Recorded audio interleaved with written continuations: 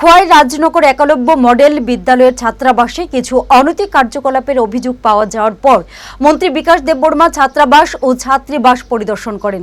তিনি অভিযোগের সত্যতা যাচাই করেন এবং প্রয়োজনীয় ব্যবস্থা গ্রহণ করেন। বিদ্যালয় পরিদর্শনে গিয়ে মন্ত্রী বিকাশ দেববর্মা ছাত্রছাত্রীদের সাথে আলাপ করেন।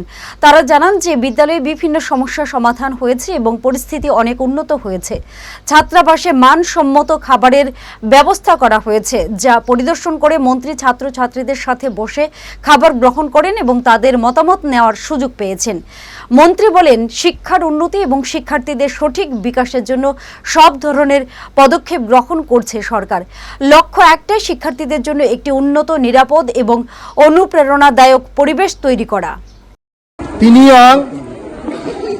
খোয়াই রাজনগর তুলাসীকর কলা বাগান হাইওয়ে आणि चेरेरोग बाय आणि गार्ल्स हॉस्टेल चेरेरोग बाय मालाये बरक बाय कक सालायका विभिन्न समस्याती कक सालायका बंगनि समस्याती कक सालायका ते बंगनि चामुं रोगां चाखा